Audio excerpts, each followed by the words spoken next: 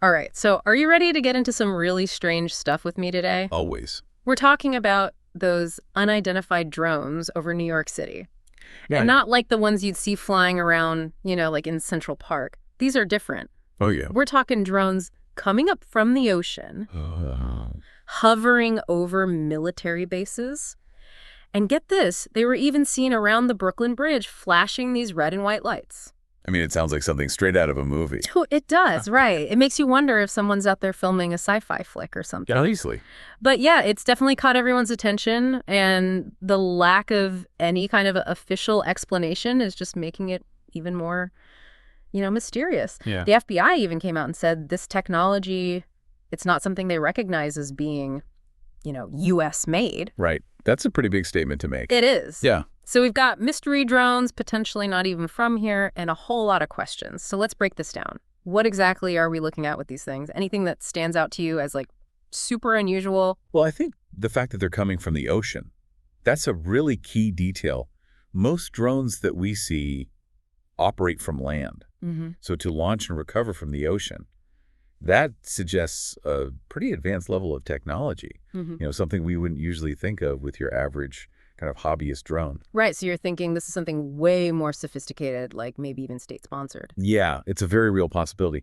And their movements definitely kind of support that theory. They're not just, flying around aimlessly. Mm-hmm. They seem to be targeting very specific locations, military bases, energy facilities, even those landmarks with really tight security. Which makes you wonder, what are they really after? I mean, if it's surveillance, what could these drones be picking up that satellites or other methods couldn't? That's a great question. And it's a good one. Think about it.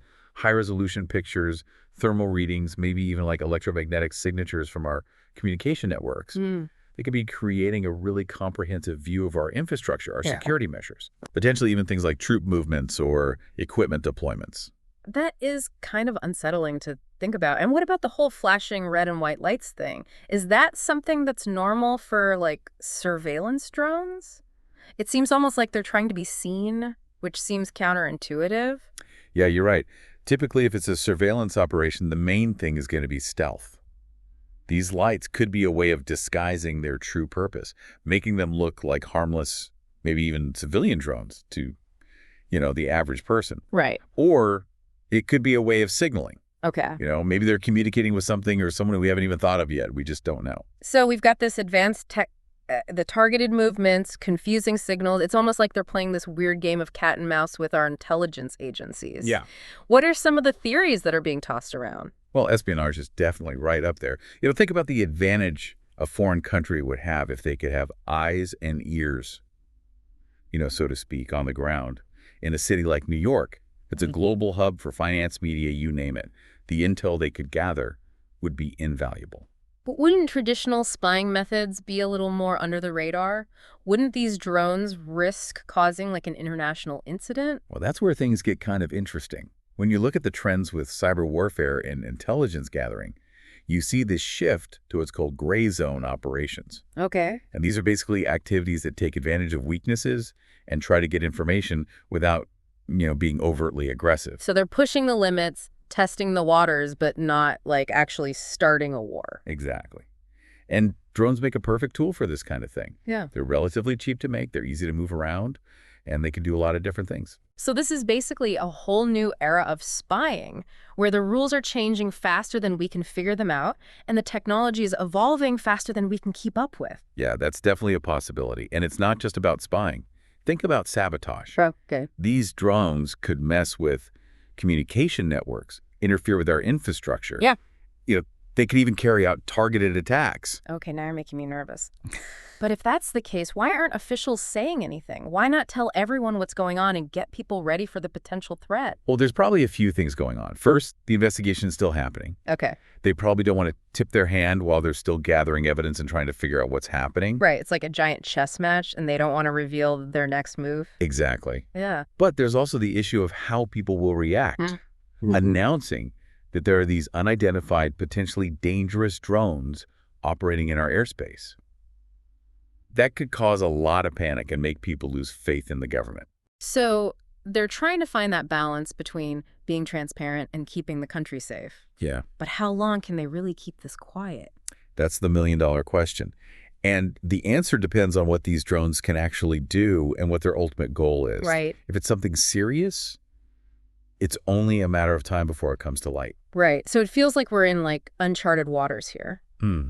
You mentioned sabotage before. What kind of damage could these drones actually do? I mean, they don't exactly look like they're carrying, bombs or anything. Yeah, that's the thing about them. They don't need to be, super destructive to be effective. Hmm. A small drone could easily carry enough to disrupt like a power grid or contaminate a water supply.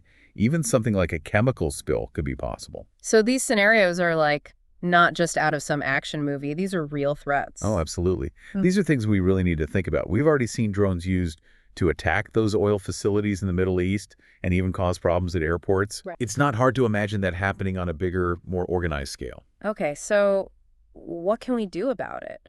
How do we stop this kind of thing, especially with tech that's constantly evolving? Well, that's the million-dollar question, right? Our typical air defenses, they're designed for big aircraft, not these small, quick drones that can basically disappear in a city. So are we going to need like a totally different way of thinking about defense? Yeah, but we need to start fresh. Yeah. And luckily, we're seeing a lot of new anti-drone technology. Okay. Things like these microwave systems that can fry their electronics. Wow. You have radar and sensors that can pick up even tiny targets and get this even trained birds. Birds. Wait, what?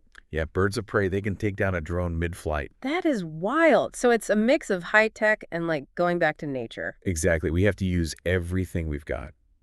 And it's not just about the tech either. We need to up our intelligence game, get agencies talking to each other, and even work with the private sector. Yeah. They're the ones leading the way with drone development a lot of the time. So it's like a multi-layered approach, tech intel collaboration. Exactly. And this isn't just a U.S. problem. Drones are everywhere now. Right. We need countries working together new rules, maybe even new treaties, to deal with the threats from these things as they get more and more advanced. You mentioned before that the FBI said this tech isn't U.S. made. Yeah. If that's true, what does that tell us about who might be involved? Well, it really narrows things down. There were only a few countries out there with the resources and the know-how to build something this advanced. Right. And when you consider how these drones are acting, those specific places they're targeting well, it points to certain countries that have a real interest in getting intel on the U.S. So you're talking like Russia, China, places that are already kind of in this tech and economic race with us? It's possible. Yeah. But we can't jump to conclusions. The investigation needs to play out, and we need to go where the evidence leads. Okay, fair enough. But let's say, for argument's sake, that it is one of these rivals. What's their end game? Is it all about spying, or could it be something more, malicious? It's possible that getting intel is just one part of a bigger plan. Okay. Think about the potential for causing chaos, undermining our confidence. A few well-placed attacks could cripple our infrastructure, mess up transportation, even cause economic problems. So it's like a different kind of warfare, using tech to find weaknesses and cause the most damage with the fewest resources. Right, and that's what makes this so hard to deal with. It's not your classic military threat. It's a new kind of enemy working in the shadows, using tech and information to get what they want. So we can't just build better drones or defenses. Right. We need to change our whole mindset, how we think about conflict, in a world where the lines are getting blurry all the time. Exactly. We have to be flexible, innovative, and open to unusual solutions. Those old ideas of deterrence, they might not work anymore. So let's switch gears a bit. Why aren't we getting more information from officials? Right. You mentioned protecting the investigation, but could there be other reasons for keeping things quiet? Well, maybe they just don't have all the answers yet. These drones are designed to be stealthy, to be hard to track and identify. Right. It could take time to figure out what we're dealing with, where it came from, what its purpose is. So it's not necessarily a cover-up. They might be genuinely unsure and don't want to make assumptions before they have all the facts. Yeah, exactly. And we have to consider the whole international relations aspect, too. Publicly blaming another country without solid evidence could really escalate things, start diplomatic problems, even lead to who knows what. So they're in a tough spot, trying to investigate, protect the country, and keep things stable with other nations, all while letting the public know what's up, but without causing panic. That's a lot to juggle. It really is. And it shows how complicated things are becoming. Technology is changing so fast, and the rules of the game are changing with it. Yeah, it feels like we're living in one of those spy movies. Stealthy drones, international conspiracies. What do you think is the most important thing for people to take away from this? I think the biggest takeaway is that technology is changing the way we fight wars Hmm. in a really fundamental way. We're moving away from those traditional battlefields and into a world where information cyber warfare, these unmanned systems, that's where the real power lies. So it's less about tanks and missiles and more about who can control the story, disrupt networks, and gather intel without anyone knowing. Exactly.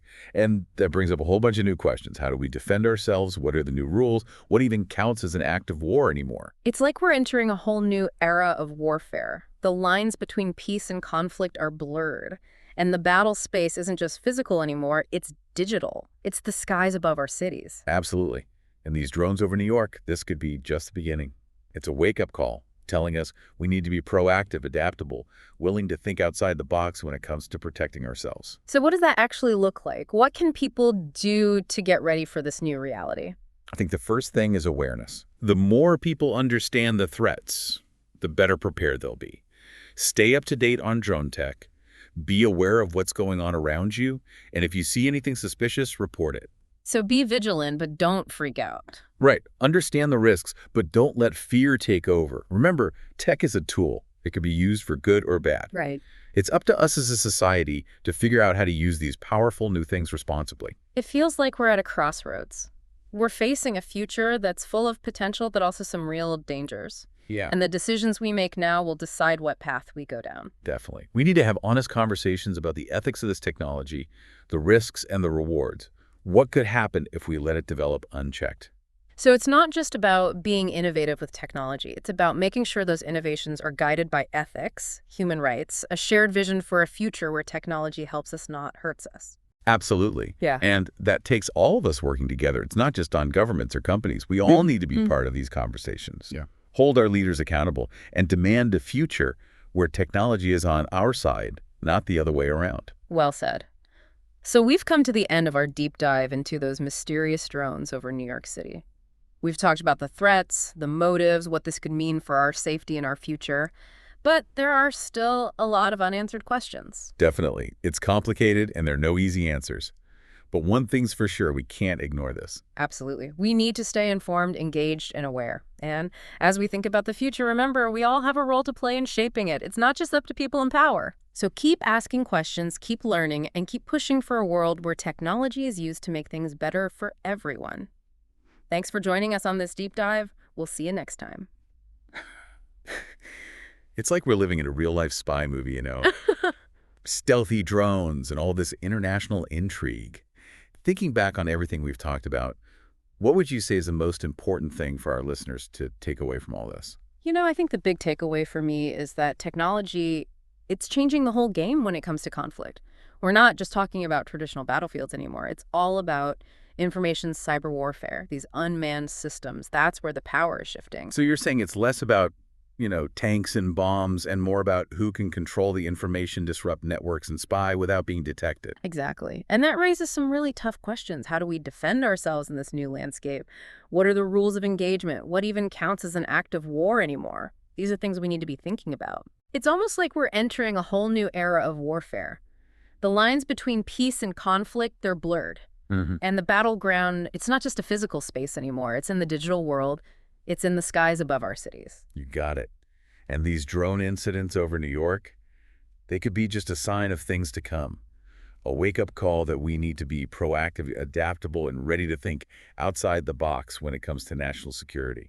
So what can we actually do? What steps can everyday people take to be prepared for this new reality? I think the first step is awareness. The more people know about these potential threats, the better equipped they'll be to protect themselves and their communities. Stay informed about drone technology, pay attention to your surroundings, and if you see anything that seems off, report it to the authorities. So it's about being vigilant, but not letting fear take over. Yeah. Understanding the risks, but not becoming paranoid. Exactly. Remember, technology is a tool. It can be used for good or for bad. It's up to all of us as a society to decide how we want to use these powerful new capabilities. It's like we're at a crossroads, Yeah. facing a future with so much potential, but also some serious risks. The choices we make now will determine which path we end up on. I agree. We need to be having those tough conversations about the ethics of these technologies. What are the risks and the rewards? What Mhm. could happen if things go unchecked? It's not just about innovation. It's about making sure that innovation is guided by the right principles, a commitment to human rights, and a shared vision for a future where technology benefits humanity, not the other way around. Well said. And on that note, we've reached the end of our deep dive into the mystery of these unidentified drones over New York. We've looked at the possible threats, the potential motivations, and the wider implications for our security and our future. But as we've discussed, there are still many questions left unanswered, and things are changing all the time. Absolutely. It's a complicated issue with no easy solutions. But one thing is clear, we can't just bury our heads in the sand and ignore it. We need to stay informed, stay engaged, and stay vigilant. And as we move forward, let's remember that the power to shape the future doesn't just rest with those in charge. It's in the hands of each and every one of us. So keep asking questions, keep exploring, and keep pushing for a world where technology is used to build a better future for everyone. Thanks for joining us on this deep dive. We'll see you next time.